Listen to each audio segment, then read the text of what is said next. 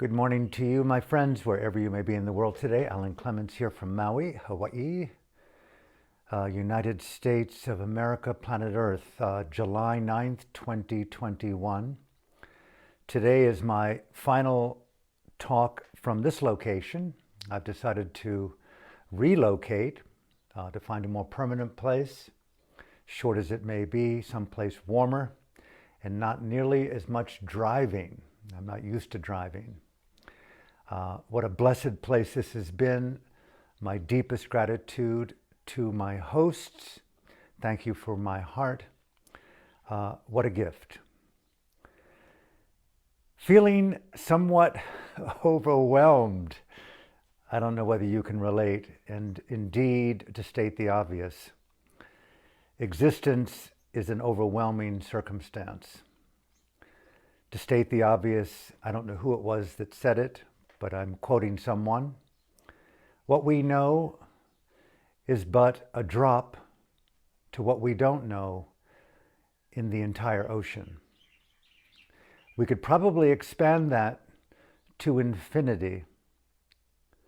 And yet here we sit on this micro dot, both our identity, our thoughts, our feelings, our memories, embedded in this ecosystem, biological, cognitive, environmental, material, spiritual, nuministic, these intersecting intelligences. We sit, we walk, we talk, we rest, compelled by instinct to act regardless of our choice.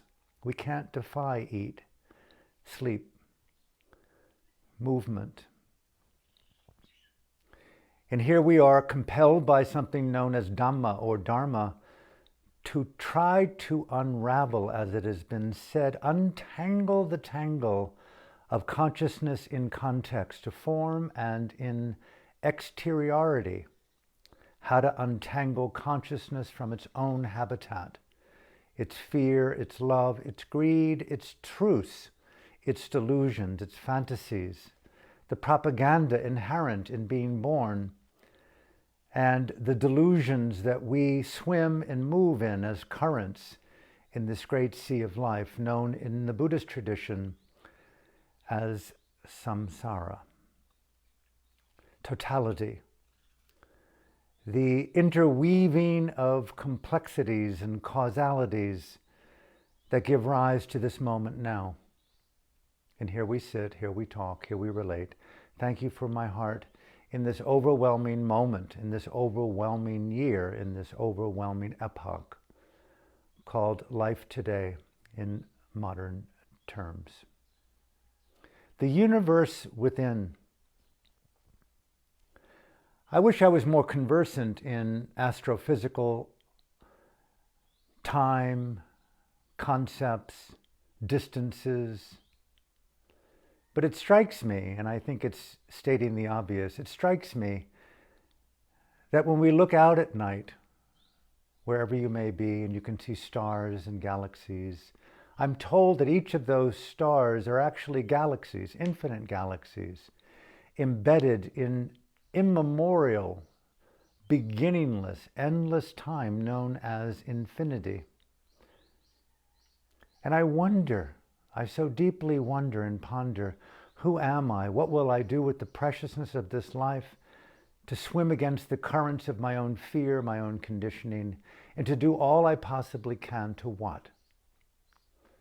To free myself from fear, to free myself from suffering, to elevate the status of my mystical adventure. I'm asking myself here at the moment of my frontier meeting reality, what will it be at this stage of life to give me hope and confidence to move forward without fear or minimizing the fear?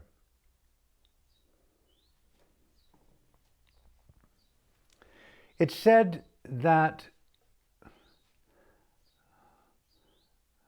the Buddha, in these ancient texts, with his friends, nuns and monks, renunciates,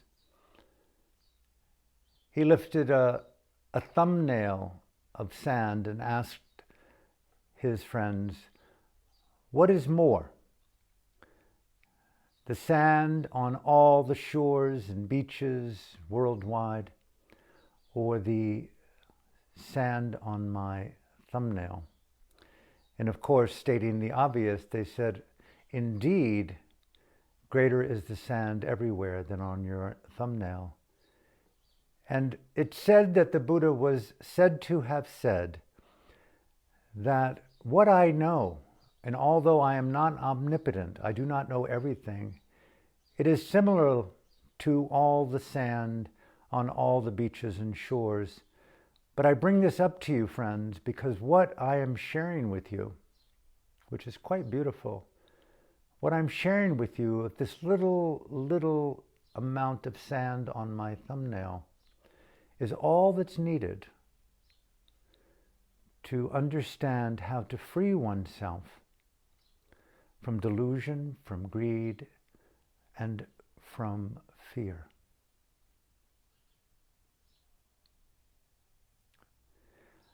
Over the last 50 years of my discernible Dharma life, my Dhamma life, it's taken me around the globe numerous times, from the sanctity and the silence of sacred monasteries to the invenerating fear and the satanic evil of areas of war, extreme conflict, and in short periods of time, even genocide and ethnic cleansing. I've been blessed and cursed by health and physical ailments, just like every other human being and every other animal on this planet. All of us having to come to terms with the inevitable. Aging, circumstances beyond our control, encounters with people who do not want us, like us, who want to harm us, entire nations going to war against each other, fending for our own safety, our family's interest, gathering every day of our lives, water, bathing, resting, food, all these necessities to keep the human life on this precious little planet spinning through infinity, how to keep it somewhat comfortable in the chaos of innate existence. And the Buddha's reaching out with his thumb and saying, here is enough, friends, to free yourself from fear.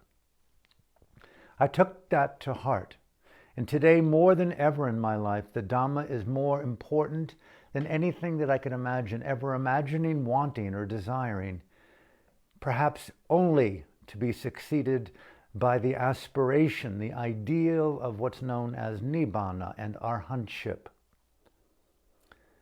the unconditional release from fear and delusion, and the final attainment where it is removed from all areas of psyche, consciousness, and substratum, any degree of fear, any degree of greed, any degree of delusion. That is my personal Dhamma raison d'etre.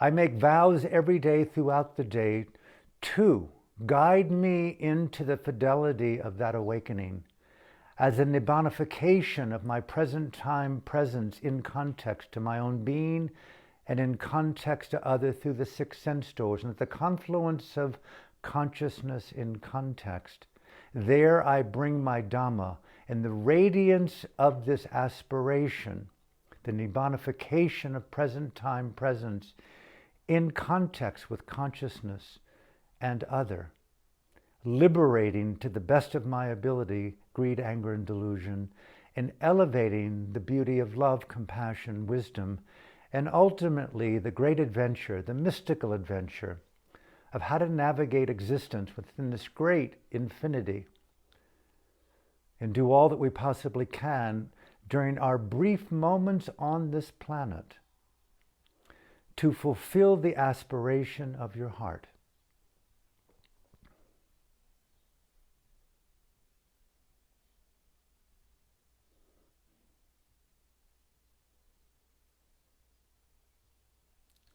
I will keep it short today. There's a lot in my heart and a lot in my mind. Right now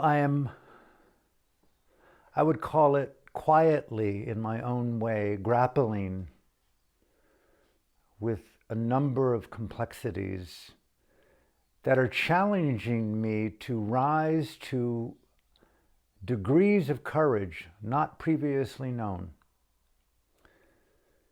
to empower expressions of spiritual or Dhamma resilience not previously known, to mindfully engage complexity in ways never previously known.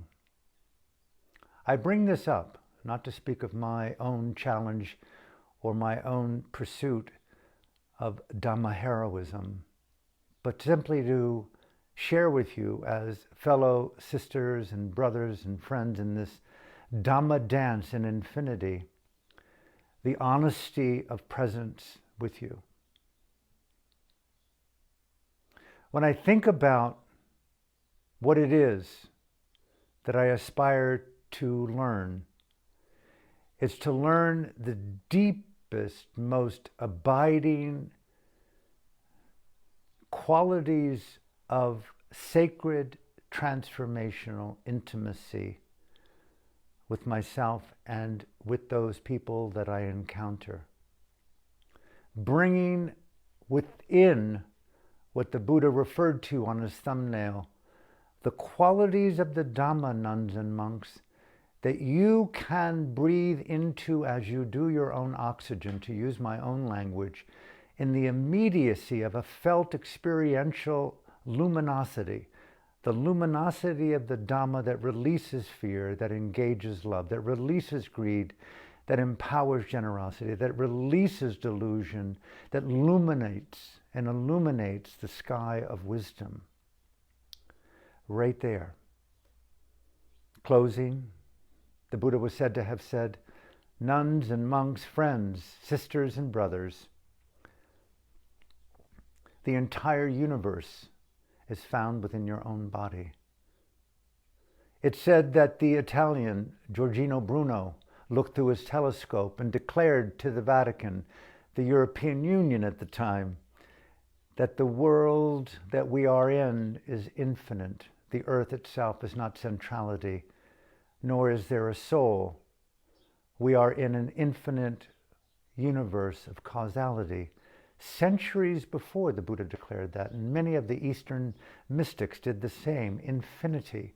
We are microdots of causality in an infinite world of complexity and causation. And here we sit with that thumbnail of sand in our own hearts, and how to actualize, how to realize the liberating principles of my own Dhamma.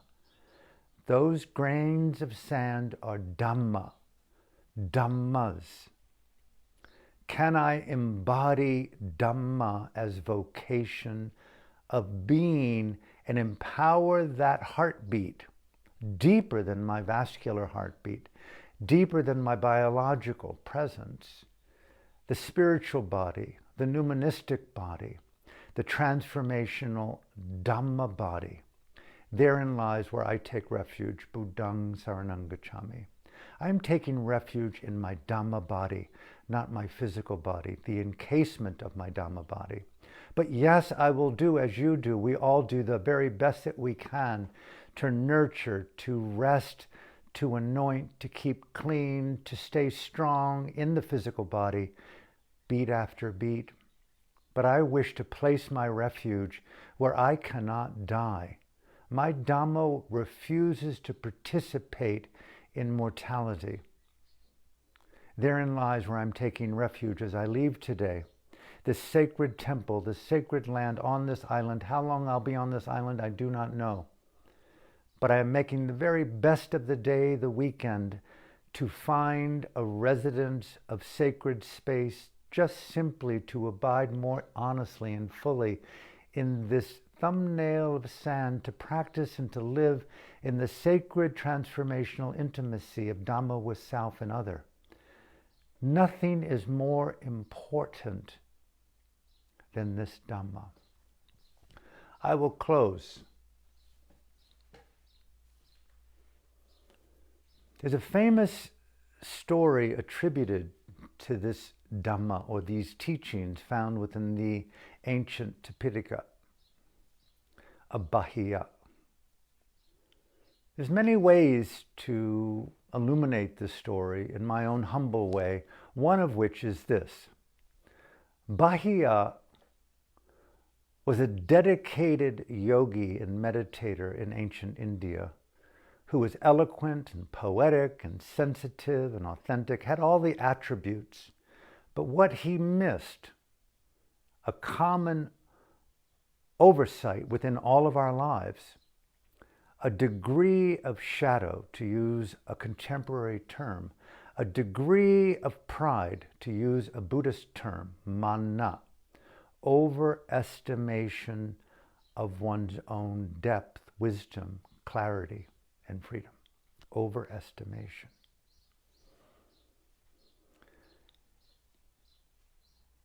As all of us, whether you believe it or not, or you feel it, but I certainly do, I live in a Sangha, which I call a Samsara Sangha of physical beings, non-human beings, entities, deities, Brahmins, and Devas, and perhaps nefarious deities as well. But Samsara Sangha are beings in my life, beings in your life, beings together in our life that are there to support and to nurture and to guide and to intuit, help us to navigate this treacherous road called Dhamma in context to infinity. And Bahiya was giving a talk in ancient India to many of his followers on the nature of nature. And his friend from a previous lifetime, a deva, a refined, angelic, ephemeral-bodied being who deeply loved Bahiya. They were tight, they were rad, they were sisters and brothers. They loved and anointed, they practiced, they did all the various transformational teachings together.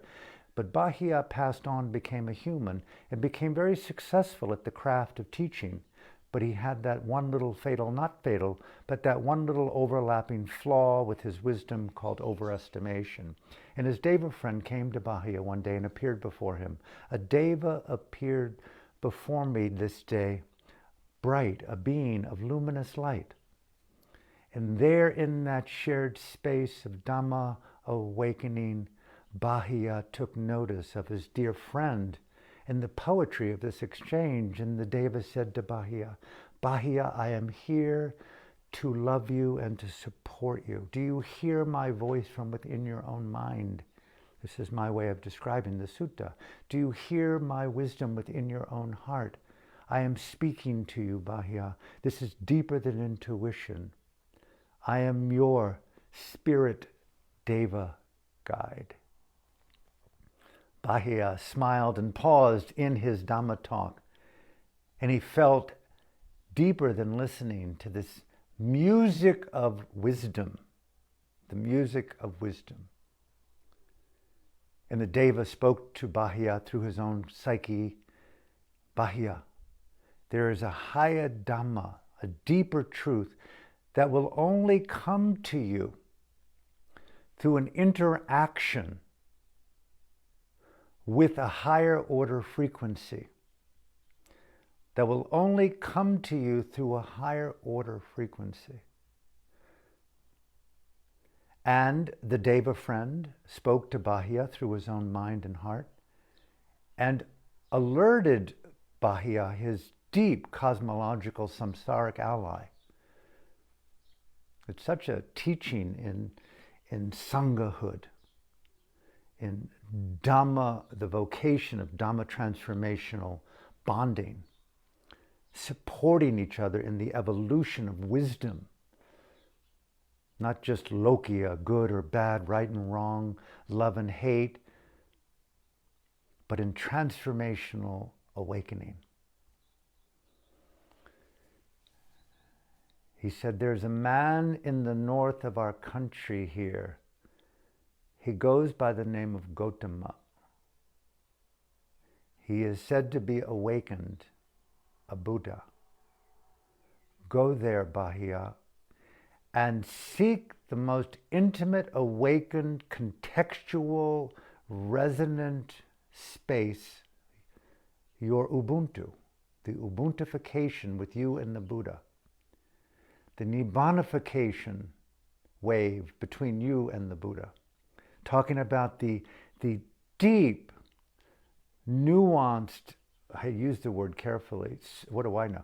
The deep, uber nuanced interrelatedness of shared wisdom, light, compassion, patience, determination, resolve, tapping deep into the parami roots of one's shared being with a Buddha.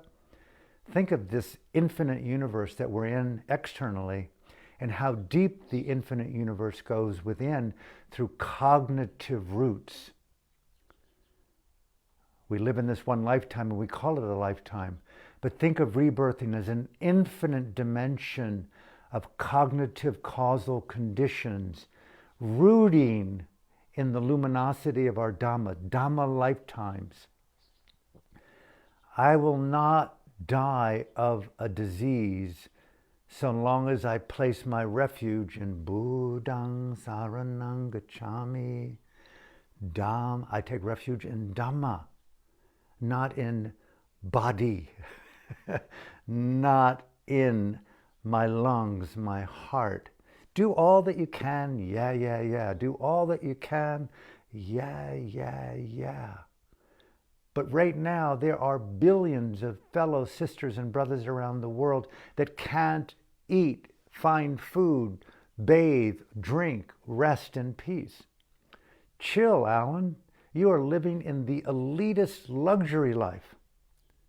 But do not be fooled. Do not place your worth in your heartbeat alone.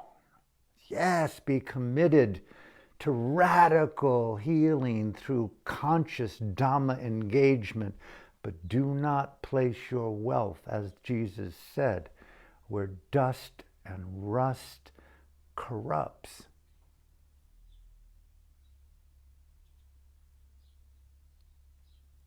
Bahia heard something he hadn't heard. I'm asking myself today, I want to listen so carefully to my guiding Dhamma angel savant friend. I want to be guided by forces deeper than my own recognition of self-inquiry and deep reasoning. I want to belong to a Samsara Sangha.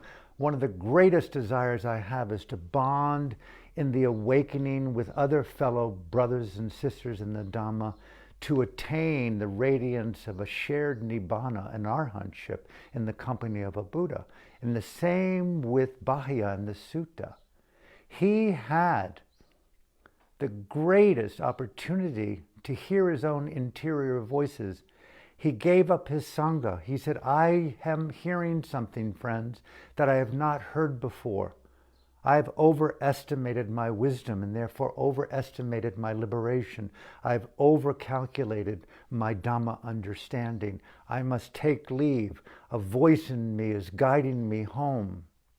A voice in me is guiding me home. A voice in me is guiding me home. A voice in me is guiding me home. Buddhang Saranang Gacchami. Why do we recite that? Why is this room filled with Tankas and Buddhas? Symbolic of the experiential reference point inside, deeper inside the physical body, the spiritual body, the ephemeral body, the Dhamma body, the paramis, the qualities of Buddha awakening, the qualities of Dhamma, the qualities of resident intimacy with fellow devas and deities and brahmas and all those other forces in the universe called our Samsara Sangha. I want to be in the river of transformational nibbana. I want to be in the current of Dhamma awakening. I refuse to participate in physical reality as my home alone, or this earth, or this plane of existence. Buddhang has never meant more importance to me. I take refuge in the quality of the Buddha. I'm only speaking to myself here. Dhammang saranang gacchami. Root, Alan, in the qualities of the Dhamma. Root in bhavana, the beautification of consciousness, the overcoming of great delusions. Deep, deep, deep regard for dana, generosity, sila, moral integrity, discipline, resilience, patience, discernment, and ultimately panya, the awakening of freedom through wisdom of release and the wisdom of engagement. And Bahia got up off his seat, took leave from his friends. He walked to the north of the country. There's something so profound about that. To give up everything, to walk alone across the desert and the mystery of distance, not sure where we're going, not sure where that caterpillar is climbing, not sure who we are, where we are, with whom we're with. But do you hear, the question in my meditation this morning, do you hear the finest auditory vibrational guidance possible? And I took refuge in hearing the intonation of Buddha, Dhamma, and Sangha. Bahia walked to the north, navigating intuitively the interactive radiance of meeting that special other. I don't know about you, as I come to the end here to anoint the beginning. One of the greatest joys that I have in my heart is the projection of elegant mystery and seeing on that screen of mystery radically interesting, creative, erotic, sapiosexual, trans-enlightenment, interactive Ubuntu spaces with other. Call it what you will in your own poetic, but remarkable encounters with breathtaking beings.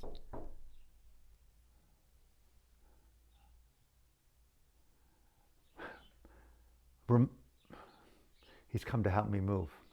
Remarkable beings, breathtaking encounters, beautiful engagements with transformational shared space. If I think of anything in my world or in my life that I love the most, it's the encounter with special other. Yes, I like solitude. Yes, I like seclusion. But wow, the fidelity of that interactive shared space, and equally one of the more troublesome things for me, maybe you too, is to be in dead air. I'm not saying dead air is something just, let's talk about mundanity. Let's talk about ordinary. I can go there sometimes, but it's not interesting. But what really excites me, and I think, excuse me 1 second. I'm broadcasting. Yeah, bags are in the room there. Yeah, I'm going live here. I'm broadcasting, man. Just wait, that's all. Can you wait? Okay. It'll be 10 minutes or so, okay?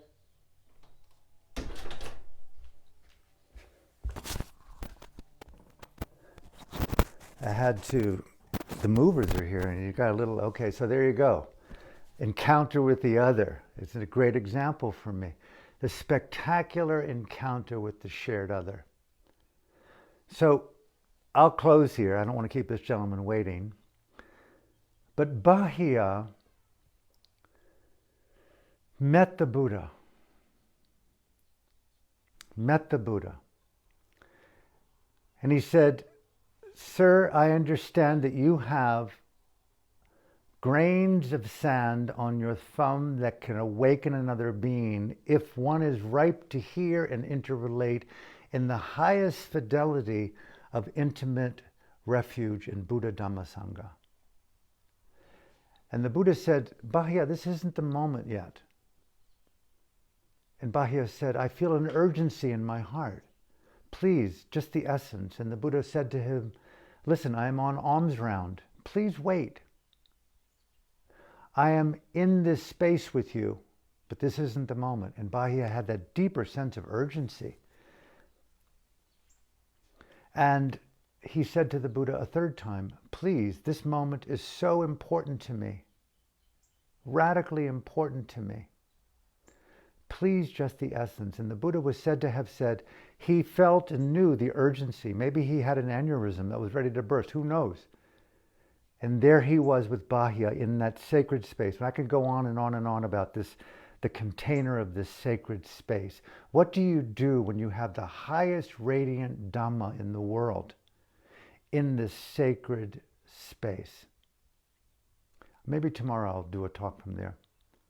And the Buddha said, listen up. And this is, well, I will get into this tomorrow. He said, in the hearing Bahia, in the psychedelicized Dhamma space of Buddha, in the hearing, there is just the heard. In the smelling, just the smelled. In the cognition, just the cognition. In the sensed, just the sensed. I'm not doing it justice right now, but I'm going to dive into this tomorrow. But I'm going to end here as a beginning tomorrow. Imagine you are in the most heightened state of the awakening of your radiant Buddha Dhamma Sangha. You're at the peak moment before transitioning, before birthing, rebirthing into your next incarnation, Alan. You are in the most awakened state of Dhamma intensity. You are with the sacred other who could communicate with you in such a way that would blow your mind through the roof with freedom. What would be there? What would you craft? What would you write? What are the lyrics? What are the musics? What's the smell? What are the aesthetics of that intimate ubuntification where nibbanification is the priority of your presence with the other? I think we should do workshops on that kind of sacred space. The psychotherapy of bhavana, the psychotherapy of nibbanification, the psychotherapy of ubuntification, the psychotherapy of enlightenment, the psychotherapy of the shared bodhisattvic radiance of freedom, the psychotherapy of mutual liberation. There's something there that I really like, actually, really, really a lot. And before I give away the ending of this, I'm going to wait until tomorrow, and I beg of you, please come around. I will do my very best from wherever I'm going to be to have a talk tomorrow. And I will be settled, I think, by Sunday or Monday in another location, and hopefully a week after that in something a little bit longer term. It's going to be a little bit of a navigation. Thank you for being in my life. From my heart to yours, a little bit here jagged at the end by this and that, but so be it. Such is the nature of life. Thank you. Thank you, thank you, thank you. Hope to see you tomorrow at 9:30 for wherever it might be. And have a great day. And thank you for your beautiful wishes and your support. And let's take it higher. Thank you.